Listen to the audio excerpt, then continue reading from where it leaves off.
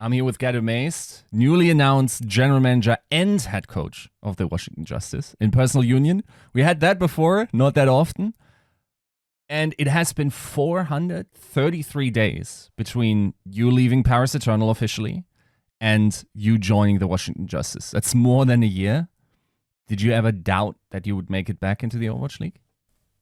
Um, it sounded a bit cocky, but not a single time. Like, to be completely honest, I was always, I would say, confident about my skills and my capacity into leading teams to the top.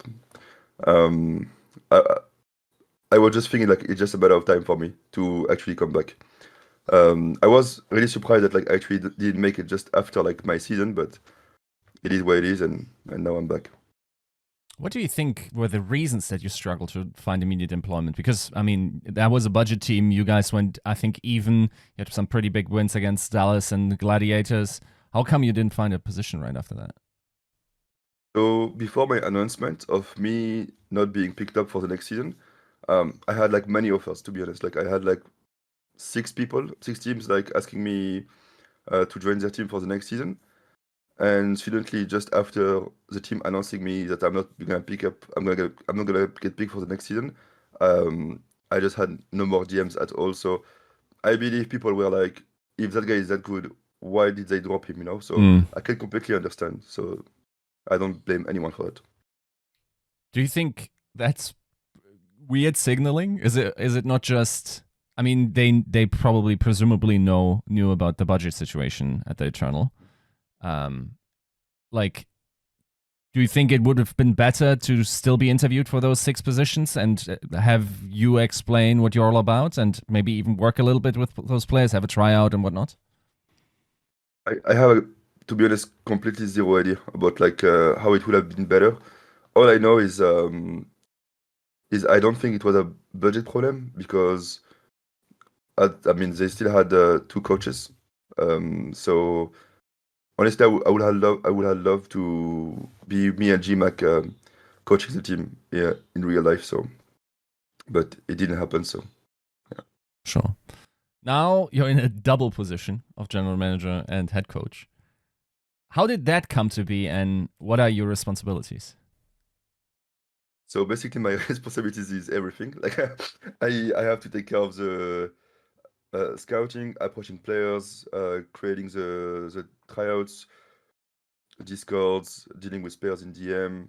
Like they kind of give me the keys and they told me when it comes to building the team, you do everything. When it comes to the commercial part, you check on us, and that's it. Like to be honest, I have like completely freedom, and I really like it and appreciate the trust from the team. So yeah, I'm just like building my dream team, I would say, and yeah, I'm really happy. It sounds like you're going to be the only coach, right? For now, I'm the only coach here. For now, if maybe later on I will be maybe like dying and like please someone help me, but for now I like I told you before, I'm really excited because it looks like a challenge. Like it's me against the world. I can do it. It's I really like the aspect of being alone. Where does that come from? Like wanting to prove to the world that you can do it. I mean, after being dropped, Right. I think you have so much to prove. I've seen many people actually saying that like it was a lucky season for the Paris because they had an easy schedule and stuff. Now I just want to come back and prove to everyone that like I deserve my place in the Overwatch League and I can be like one of the best coaches. Right.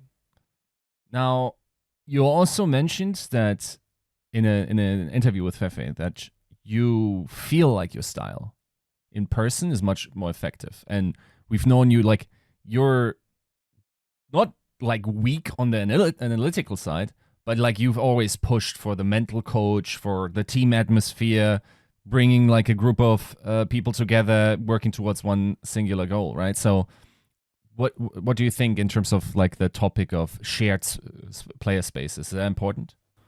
Yeah, for me it's really important because even like when even for example like for VODs, it's way more enjoyable for a player to do a VODs if we are all in the same room having a drink and at the same time watching the VOD. Like it's just like way more enjoyable and even if a player is feeling bad, it will always be easier for me to actually comfort him by being like in front of him, you know. So you can feel the emotions. You can have like a real exchange, you know, with the players by being in real life. And you also have like way more impact when you talk, when your presence and everything, you know. So yeah, I'm really excited to be in real life, and I experienced that like with some Arab teams in the Saudi League, and also with Team Peps during few lands. So I really enjoy it. I can really feel the difference. There's an interesting trend, especially in Overwatch League, and maybe even among teams that succeed by this, shared commonality or like this mental aspect. I'm thinking about London, how this team like were physically in one space, but they also were all worked out together and stuff like this, right? I mean, if viewers want to check out the last interview we did together, I think both of us were a little bit chunkier back then, right? You seem to be hitting the gym. Is that something that you want to do with your team as well? Oh, for sure. Like for sure. Like I think I think being active in terms of like sport and stuff is extremely important for the mental health, in my opinion. It gives you confidence and it gives you confidence, sorry, and it makes you feel like healthier and happier in general, in my opinion. So obviously, I will not force anyone. I will not like carry the players and throw them like into on the bench and say, "Come on, push." But if they just want to do it, we will for sure like go to the gym all together. It will be my pleasure. For sure. But yeah, like I will aim for like having some team building and team activities and stuff for sure. Sure. Now, we are in a situation where the window of the free agent has been delayed twice. Seemingly, a lot of people already had deals in place, and as soon as this transfer window pops, a bunch of contracts will be signed. A lot of teams will have their core ready if they don't already have, some of their players from last year. You guys, you were just signed, presumably. Probably didn't do too much work before being announced, and now you also announced the open trials. Like, how far are you in your recruitment? Do you have like any players lined up that you'd sign now if the recruitment window was to open, or are you really early in the developmental stages? So basically, I knew that like I will be by myself for the first, at least for the start. So I didn't wait it to be announced to start working. So before anything else, I already like I made a list of potential players that are LFT and that can fit with my mindset and my philosophy of the team I want to build. So I already had a list, and when I got announced, it becomes like way easier because I could actually like reach out to players and tell them like I would you be interested in stuff. But I actually waited to just post the tryout announcement to see like who is applying, and if there is any player that like I had in my mind that didn't apply, I will reach to him. But to be completely honest about this open tryout, I actually say that like I want to do open tryout, but at the same time I want to come back on what I say because to be completely honest, I don't want to be the coach that like actually lie and give fake hopes. I had to cut like so many people, actually so many people, and even like really good players, just because we don't have time, and because I know like they will just not make it. Like not to be rude, but they will just not make it. And at some point, I think many coaches actually are always like, even me, I say it at one point. They say like, oh, we can maybe find a crazy talent. It don't work like that. Like you will not find a crazy talent in 4 days or like 5 days or 10 days. It takes like way longer in my opinion. So I have a not that big of a list, but I have a pretty good list of many really interesting players. We're gonna start the tryouts and everything will go so fast. But I would say I'm really well organized for these tryouts, and I'm really happy with the list of players we had. Uh, Sorry. are you free to say how many people are on this list? Yeah, it's around like 40, 50. Okay. Yeah. And then you just through your trial process are just going to filter down until you have the eventual team, or how's the process going to run? So basically, I want to double check on some players, so that's why they are here. If they are good, they just make it to phase two. If not, I will just drop everyone. But basically, I would like to have the best options of each region. So I have like the best elements, like who are the best in EU, who are the best in NA, who are the best in Korea, everywhere. Um, And after, when I will know more about like how can I structure my teams, I will just pick like the best options. Right. Which region do you think has the most hidden gems or the most potential for you? Mm. I don't like to be like everyone else, but I have to be like everyone else on this answer. It's Korea, unfortunately. I would love to say EU, but a lot of amazing Korean talents have been dropped and didn't like sign again. So there is a lot of like amazing Korean talents this year. Yeah, it's a situation where, I mean, a lot of APAC teams dropped their starters, like S tier players. It doesn't look like they're immediately going to sign them, even if the transfer window was going to open. We don't know how much funding they have, so that means everything moves, right? Like, Yep. if only NA teams are seriously bidding on all those high tier quality players, then even the lower spending teams in NA will still have a bunch of quality players left over, right? Yeah. What do you think? Like, is there a situation where a lot of the teams that are presumed budget will actually have great players, including you? Yeah, I feel like budget teams will actually have some star players in budget on a budget salary, I believe. Right. I think the upcoming season is gonna be insane. Like, to be honest with you, I think many teams will have like crazy players, in my opinion. Um, and it's gonna be hard to be saying like this team is gonna be good, this team is gonna be bad and stuff. So from all the rumors I have, many teams are like having like crazy players. So yeah, I'm really excited. Sure. So you were not surprised when, for instance, something like Merit going to Mayhem happens, right? No. Right. Now, there is a thing that you mentioned in the Fefe interview that was interested about, because you said if a team signs you, they're signing someone they expect to work with underrated players as well, right? I'm interested what underrated player means to you. Meaning, is it just rookies that nobody has discovered before? Or is it also the guy that maybe has one or two seasons in the Overwatch League, but never really realized their potential, right? What kind of player are you thinking about when you're saying underrated player? I think there is like two types of underrated players. It can be like the contenders player that like never had the opportunity to make it to the Overwatch League, and it can be also the Overwatch League players that like have been dropped because I don't know, like sometimes it's just unlucky because of visa. Look at like for example like Ben Best, for example. I think he was doing like super good in the Overwatch League and he got dropped and somehow didn't get any tryouts. Same thing for FD God, Naga. Naga last year everyone was like blaming him when he was with Paris, but I believe, I mean, I made a tweet about it. I believe that like he was just like not well handled by his team. So yeah, I believe many players are like underrated just not because they didn't make it to the World League, just because they didn't have the right environment to perform. Right. Does that mean we could see some of the guys you've already worked with get to your team? It's an option, yeah. Sure. Now, there's an interesting debate for coaches, which is how important roster building is, right? So initially, Dpei brought that up, and he went like 85 to 95% of the season is like the roster you build. That's the most important decision, and then the rest plays out over the season. So the prep is really important, and the rest, 15%, those are in-season coaching decisions, right?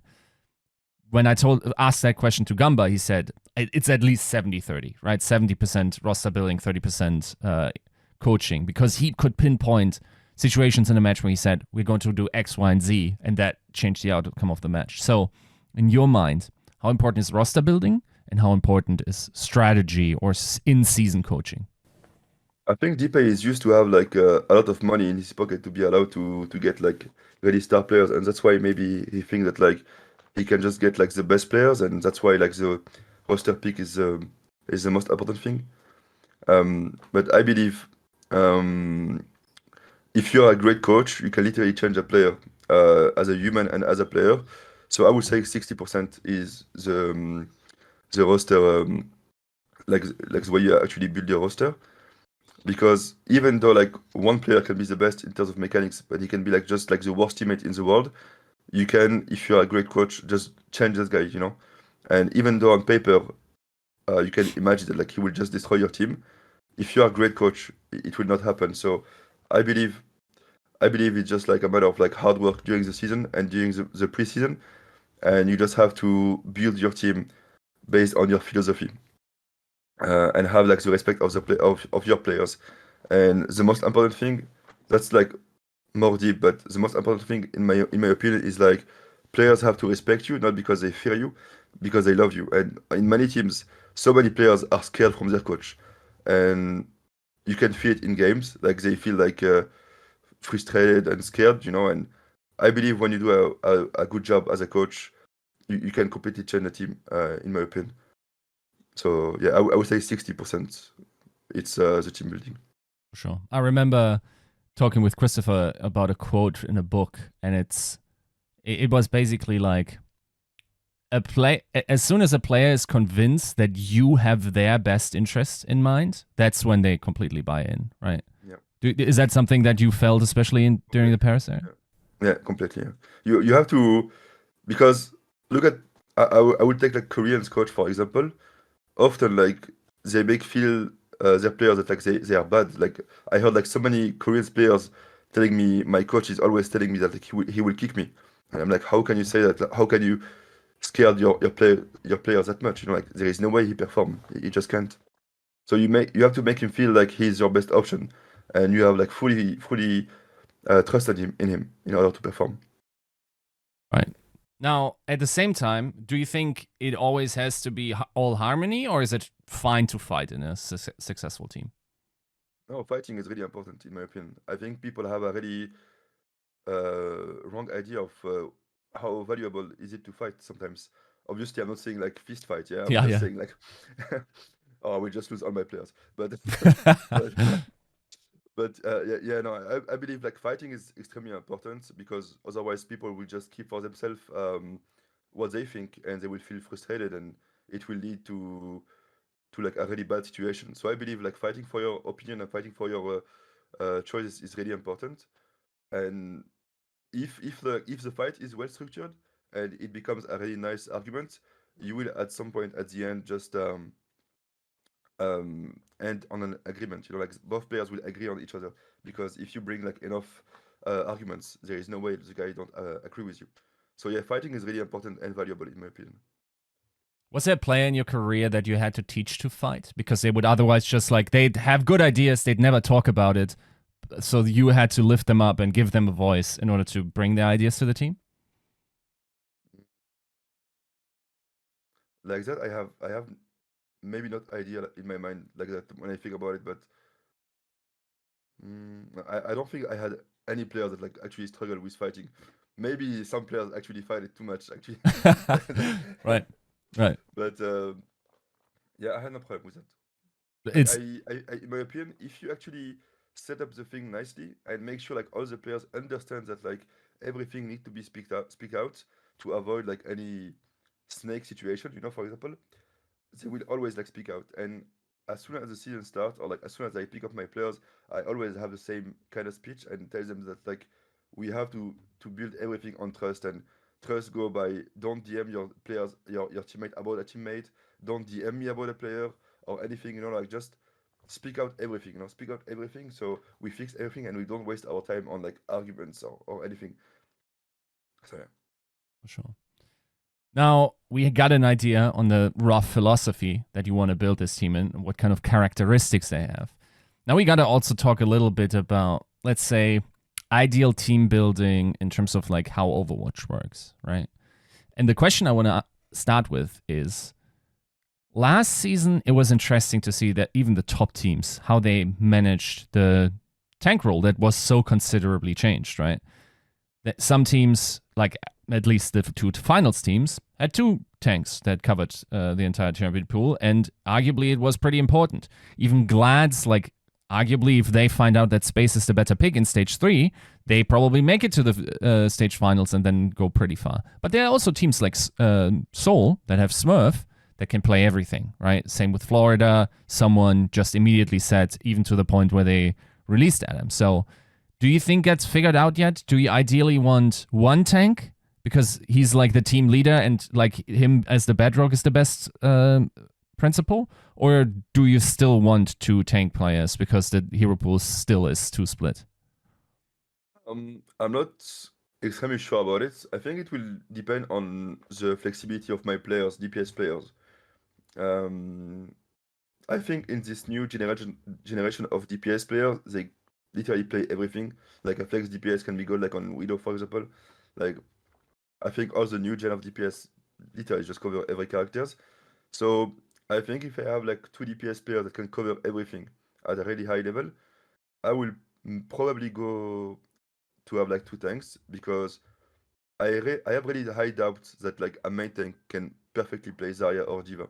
I think it's a completely different game. I think some tanks can actually play really well Sigma, but when it comes to Zarya Diva, they will be average, but they will not be good. I don't think they will be good. Right.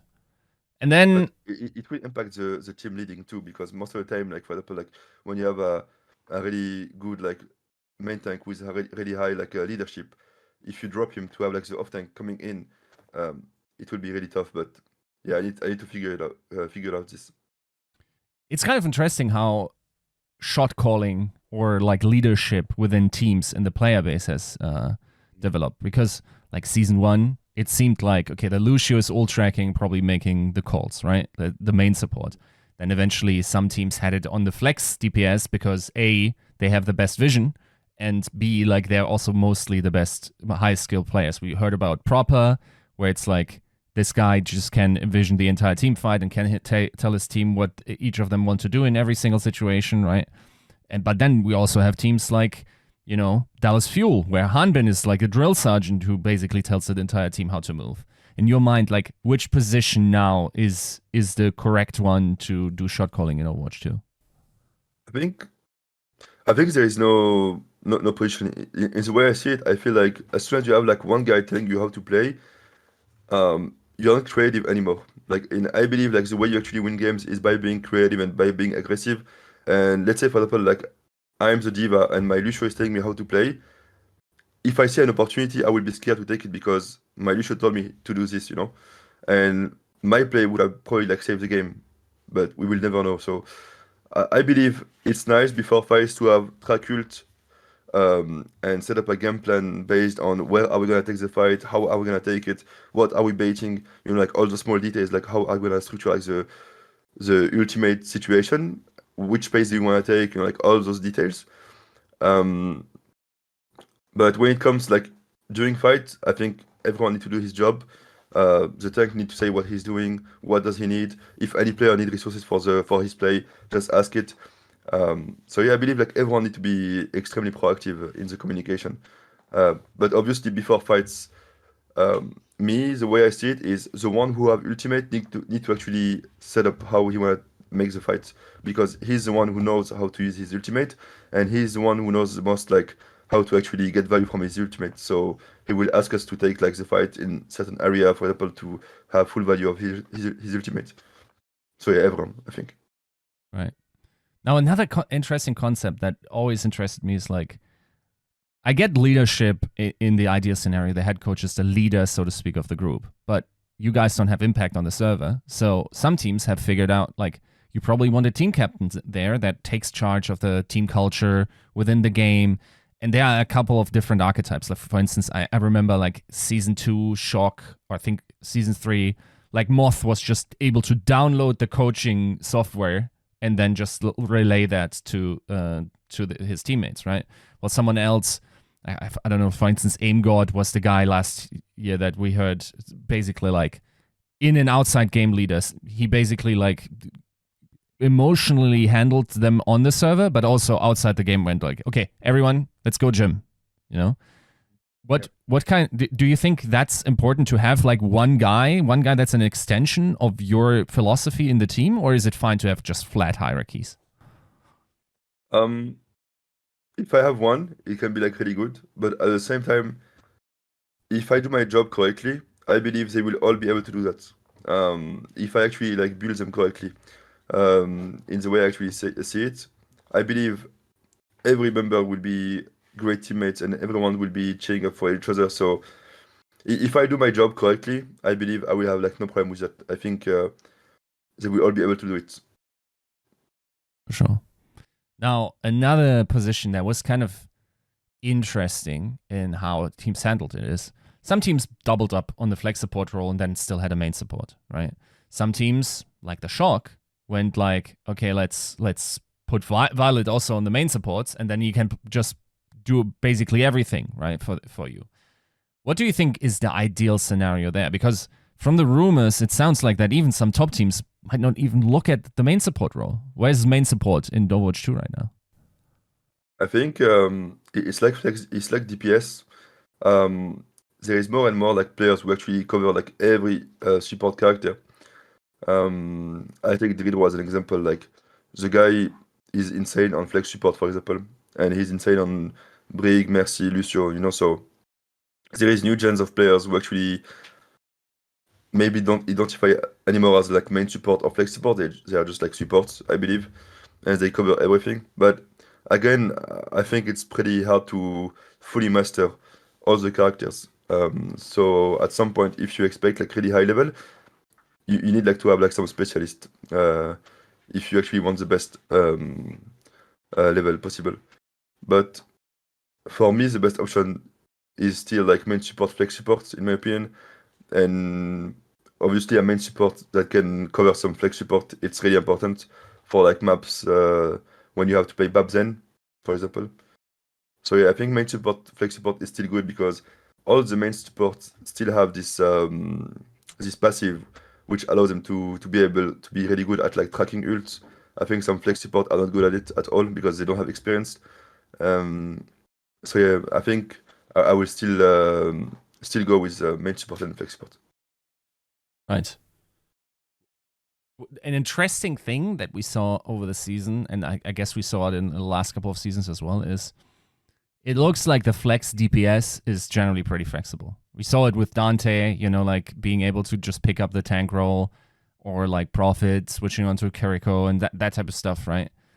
Do you think it's important also, like if you are not able to double up on any of those roles, do you think it's important to at least have a flex DPS player that, let's say you have a double flex meta, like Backbone, let's say, that person might be able to cover that position?